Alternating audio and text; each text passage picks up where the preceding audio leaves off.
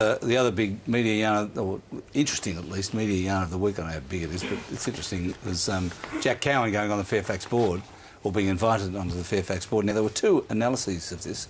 One was saying that it's, it's a deal, or, it's a sort of a capitulation by Fairfax, or one of I think the Australian said Fairfax bends to the Rinehart camp.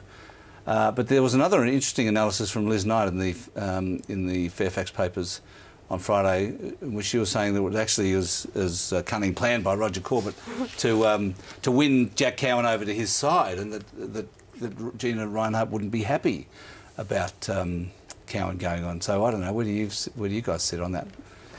Truth is the first casualty in any war, isn't that right? I don't think anyone really knows what's going on.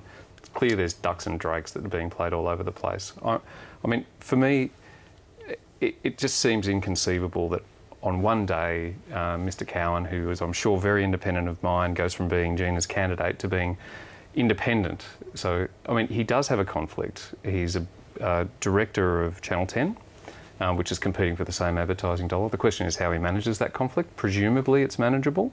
Presumably the Fairfax board has thought about that. But in the event of a defence strategy being put in place, or some sort of strategic assets that they're both being put over, he won't be able to have a say as well. So TV ad market, though, is different to the newspaper ad market. It wouldn't be...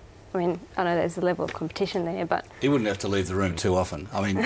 what if they're talking about a defence strategy versus Gina? Does he leave the room then? Well, absolutely, I would have thought. He's not only a mate, he's a friend. And he happens to be on the same board, 10 board, as Gina. He's also been friends with Roger Corbett for 20 years. She was his nominee. Hang on, he's also been mates with Roger Corbett for 20 years. Do we think that this means that the next step is Gina Rinehart goes on the Fairfax board, or not? I think it gets closer to that. And Fairfax has said that they are happy to have Gina on the board if she signs off on the governance principles, which Cowin himself did sign off on, which includes the editorial independence element.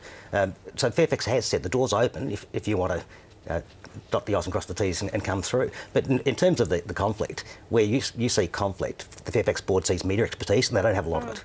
So Cowin's actually unusual that he's got quite a lot of media expertise on both sides, both the media side and the advertising side. So he could be quite useful in that boardroom. Well, I think most shareholders would wish we'd stop talking about the board and start talking about the strategy. Yep. We put out a job ad last week. I put it out on Seek.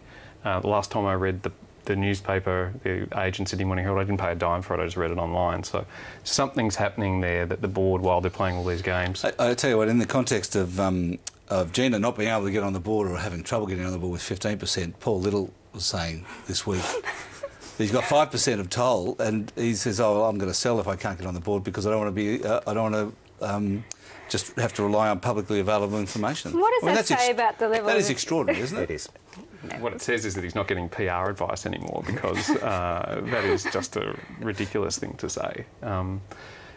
Who knows, he might not be invited back onto the board. He's subject to a restraint of trade at the moment, which he's paid very handsomely for. He'd actually be taking a pay cut if he came on as a director, because he wouldn't be able to compete if he was a director. But that expires on... pay cut, I hadn't thought of that. That's great. It would be nice. Very interesting. It would be nice. He deserves one after getting his options paid out at the time of the ASIO merger. That'll get tolls cost down. That'd be great. So, but that rolls off on the 31st of December. So presumably there's some sort of machination there. And, there is precedent for former CEOs coming back on the board. John Grill at Worley Parson. But he mightn't have the same support in the institutional investor community that he had in the past. And